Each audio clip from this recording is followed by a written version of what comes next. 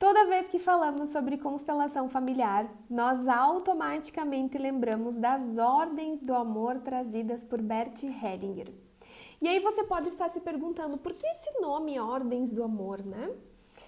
Eu particularmente acredito que esse nome foi utilizado porque o amor é a base das relações humanas. Nós nos relacionamos com as pessoas através do amor, seja uma relação de amizade, seja uma relação amorosa, afetiva, né, de relacionamentos, a base sempre será o amor. Então, quando falamos em ordens do amor, nós falamos dessa força que nos move e que nos une, que é o amor. E quando nós estamos em contato com o amor profundo e verdadeiro, tudo na nossa vida se transforma. É através do amor que passamos a ter a capacidade de compreender quem somos, de onde viemos, o nosso eu mais profundo e a raiz de todas as nossas dificuldades. É através do amor que passamos a descobrir a força que existe dentro de nós, capaz de mudar tudo. E por meio das constelações, nós conseguimos acessar esse amor, que nada tem a ver com o amor romantizado. É um amor muito mais profundo, é um amor que transforma. E pensando nesse amor tão profundo, é que Hellinger denominou de ordens do amor as leis sistêmicas que regem a nossa vida e todos os nossos relacionamentos, que é o pertencimento, a hierarquia e o equilíbrio. E falando então sobre o pertencimento, o que é o pertencimento? É importante nós pensarmos que nós temos uma necessidade natural de pertencer. Nós queremos pertencer à nossa família, à nossa sociedade, ao nosso grupo de amigos, né? Então, é uma necessidade natural do ser humano. Então, o pertencimento, ele deve ser entendido como aquela necessidade que todas as pessoas possuem de pertencer a um sistema familiar. Todos que nasceram, que ganharam vida num sistema familiar, eles fazem parte. Então, do meu sistema familiar, eu tenho os meus irmãos, eu tenho os meus pais, os meus avós, os meus bisavós, os meus tataravós, todos eles fazem parte do meu sistema familiar. O que acontece muitas vezes quando nós falamos do pertencimento, coisas que acabam causando certos prejuízos ou sofrimento para as pessoas, que tem a ver com o pertencimento, é quando algumas pessoas são excluídas. É como se elas tivessem perdido o direito de pertencer àquele sistema familiar. E quando isso ocorre, geram no sistema informações muito negativas. Então, todos aqueles que nasceram, mesmo que seja por um período na gestação, eles fazem parte. Fazem parte do sistema familiar, inclusive aquelas pessoas que a família tentou apagar da história ou da memória.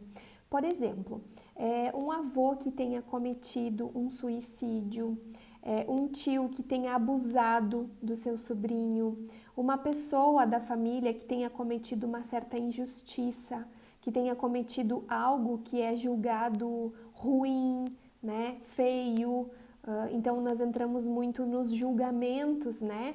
E essas pessoas que são excluídas, elas acabam perdendo esse lugar no sistema. E acaba gerando essa memória de que está faltando aquela pessoa. Aquela pessoa que foi julgada, ela precisa retornar a ocupar esse lugar. Quando isso não acontece, é muito comum que as próximas gerações ajam de forma a resgatar as memórias daquela pessoa, às vezes tendo comportamentos muito parecidos, para meio que fazer valer, né, ou incluir aquela pessoa que foi excluída de alguma forma da família. Quando nós falamos em constelação, nós não entramos em julgamento moral. É importante ter essa consciência de que não existe certo ou errado, não existe justo ou injusto. Nós não podemos recriminar as pessoas, nós não podemos julgar as pessoas. As coisas simplesmente aconteceram e foram como foi. são como são. Então, muitas coisas aconteceram no nosso passado, no nosso sistema familiar, que não cabe a nós julgar, né? Mas é algo que está sendo aos poucos construído nas famílias, porque ainda as pessoas estão muito enraizadas no julgamento o tempo todo. É algo muito comum na nossa sociedade.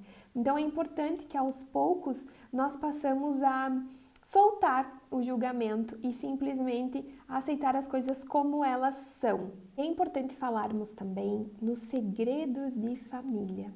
Muitas pessoas que vêm para a constelação, elas têm medo de terem os segredos familiares revelados, ou às vezes elas vêm justamente com esse intuito de conhecer os segredos de família.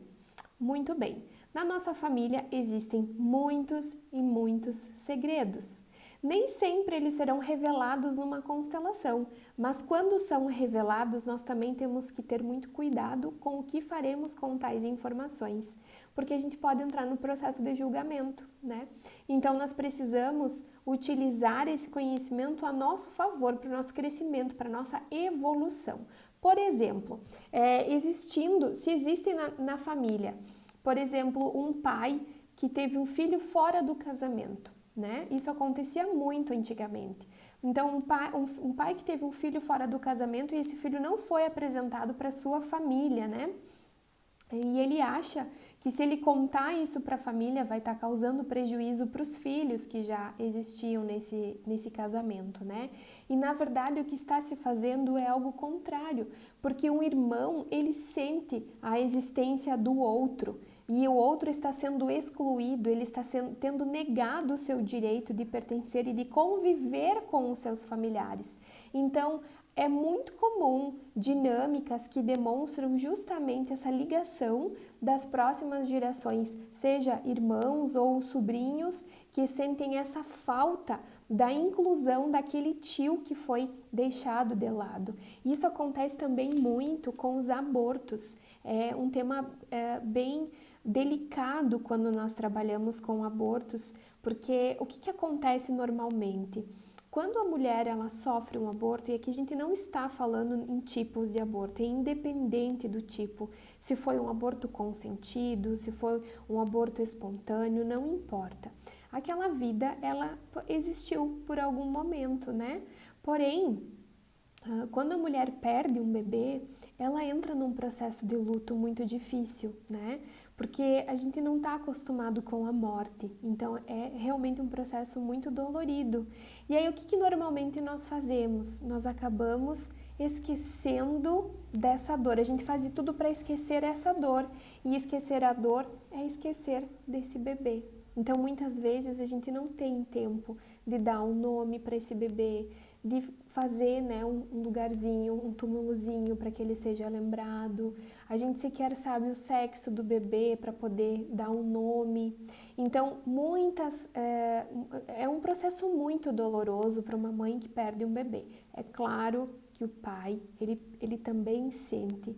E é de uma forma diferente, mas é muito profunda. Às vezes, a dor do pai que perdeu um bebê é inclusive maior do que a dor da mãe. Então, muitas dinâmicas surgem a partir disso, a partir da perda de um bebê. Tá? Então, no trabalho de constelação, principalmente com pessoas que perderam bebês, a gente faz um trabalho lindo, assim, de buscar, de alguma forma, incluir essa criança na própria família, né? E isso acontece como se esse bebê ele também tivesse perdido o direito de pertencer. E talvez os irmãos que vêm depois desse aborto não conseguem se conectar com a vida, não conseguem ter força para a vida, não conseguem assumir a força da vida. É como se eles sentissem inconscientemente uma culpa por ter sobrevivido e o irmãozinho não. Então, diversas dinâmicas acontecem nessas relações e devem ser olhadas e devem ser trabalhadas. Abortos, crianças que faleceram pequenas, logo depois que nasceram, acabam acarretando inúmeras consequências pesadas, tanto para os irmãos, para os pais, para toda a família. Então, é importante passar a olhar para essas questões. Quando nós conseguimos trabalhar todos esses sentimentos, essas relações, nós estamos incluindo esses membros na nossa família. Então, eu sempre costumo dizer, se a gente for contabilizar quantos irmãos eu sou, que ordem, né? Eu tenho 1, 2, eu sou a terceira filha. Só que talvez a minha mãe teve um bebê que ela perdeu antes. Então, o primeiro bebê foi abortado, né? Então, seria o primeiro bebê abortado, depois os meus irmãos e depois eu. Então, eu não sou a terceira, eu sou a quarta filha. Então, quando a gente tem essa consciência, a gente já está incluindo essa criança na nossa família, no nosso coração. É claro que na constelação a gente trabalha de uma forma muito mais profunda, mas basicamente o pertencimento é entender e é aceitar, é incluir que outras pessoas façam parte, né? Mesmo que a gente não tenha contato com essas pessoas, mesmo que elas sejam pessoas que são julgadas pelo nosso sistema familiar, todas elas têm esse direito de pertencer.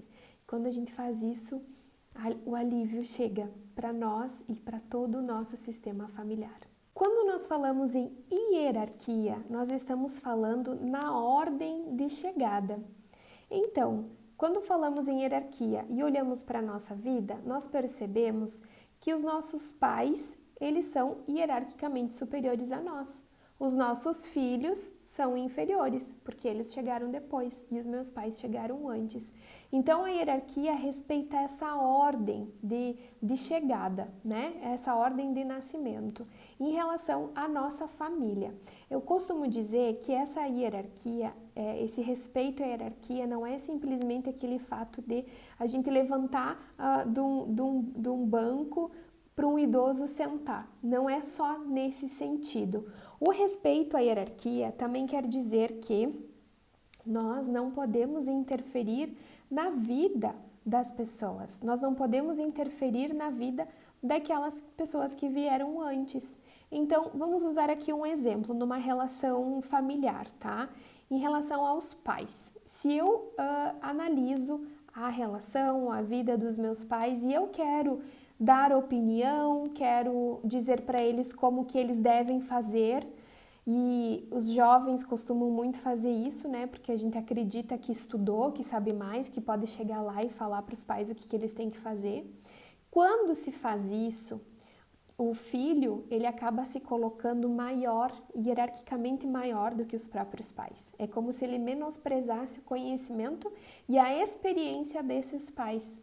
E isso é algo que é muito prejudicial para a pessoa que se coloca nesse lugar. Então, para esse filho, quando ele quer resolver ou auxiliar, ou eu sempre falo em salvar, né? Às vezes a gente quer salvar os nossos pais, acaba sendo muito pesado para a pessoa que faz isso, porque ela acaba abrindo mão da própria vida, ela acaba renunciando os seus próprios problemas, as suas próprias questões para cuidar da vida do outro, né? Então é importantíssimo que nós saibamos respeitar as opiniões alheias, nós saibamos respeitar a opinião do nosso pai, da nossa mãe. Eles sabem o que é melhor para eles, né? Eles já têm experiência suficiente para saber o que é melhor. Em relação aos nossos filhos, também funciona mais ou menos essa regra, né? Mas com filhos é um pouco diferente. Eu posso dar opinião, palpitar na vida dos meus filhos, né? Até porque os pais têm essa obrigação de cuidar, de ensinar. Então, sim, é importante que se faça isso, mas também sempre respeitando que eu sou o pai ou que eu sou a mãe do meu filho e não nunca também me colocando numa posição de inferioridade a ponto de me sentir filho ou irmão do meu filho. São cuidados que nós precisamos ter quando se trata da hierarquia, né? Então, basicamente, quando falamos de hierarquia, nós falamos dessa relação, né, daqueles que chegaram antes, e a gente precisa saber se colocar no nosso lugar. E por fim, a lei do equilíbrio fala do equilíbrio de troca. Também é uma necessidade natural do ser humano, quando recebe algo, quer devolver, quer dar em troca algo, né? E assim as relações prosperam. Então, quando Hellinger estudou a lei do equilíbrio, ele analisou principalmente as relações de casais. Quando num casal eu dou muito na relação, o outro acaba só recebendo, ele acaba se sentindo culpado, ele acaba se sentindo em dívida e esse relacionamento ele acaba perdendo a força e automaticamente há uma dissolução. Então é muito comum que nas separações, nos divórcios, quando a gente passa a analisar o que foi que aconteceu, o que deu errado, talvez o que mais faltou foi esse equilíbrio de trocas. Então é importante estarmos atentos sempre. Quando eu recebo algo de alguém, eu tenho uma necessidade de devolver. Se eu devolvo um pouquinho mais, a nossa relação prospera. Daqui a pouco, o outro vem e me dá um pouquinho mais. E assim a nossa relação vai prosperando, vai se fortalecendo ao longo do tempo. Essa é a lei do equilíbrio de troca. Mas existe uma exceção à regra. A exceção é em relação aos pais e filhos, porque o simples fato dos pais terem dado a vida aos filhos é algo imensurável, é algo que não tem pagamento, não tem como equilibrar, porque a nossa vida, né, é o maior presente que a gente pode receber. Aí Hellinger trabalha com a questão de nós podemos amenizar um pouco essa dívida, né? A gente pode devolver um pouco essa graça para os nossos pais, tendo sucesso na nossa vida. Então, a nossa obrigação é termos sucesso na nossa vida, que essa é a forma de retribuir a vida que nós recebemos deles. E ele também fala para quem tem possibilidade, não que seja uma obrigação, gerar vidas, né? Então, podendo passar a vida adiante, mas não é uma regra. Então, se nós conseguirmos respeitar a lei do equilíbrio, e isso vale, percebam, inclusive para as nossas amizades, inclusive para o nosso trabalho, se não houver equilíbrio, as relações não prosperam. Então, essa lei é uma das leis também muito importantes para que a gente possa viver muito mais leve, muito mais feliz. Enfim, essas são as 3 leis básicas que Hellinger nos traz, que ele denominou de ordens do amor. E aqui eu só fiz um apanhado geral para você ter uma noção introdutória, mas nós vamos trabalhar com essas leis ao longo do nosso grupo de estudos. Então aqui você já tem mais ou menos uma base do que se tratam essas leis, mas a gente vai trabalhando no nosso dia a dia, tentando aplicar isso para que a nossa vida realmente seja uma vida muito mais leve, muito mais feliz. Todas essas leis geram consequências quando não são respeitadas e é isso que nós vamos conhecer no nosso curso. Então, eu te espero na aula ao vivo ou então na aula gravada. Até mais!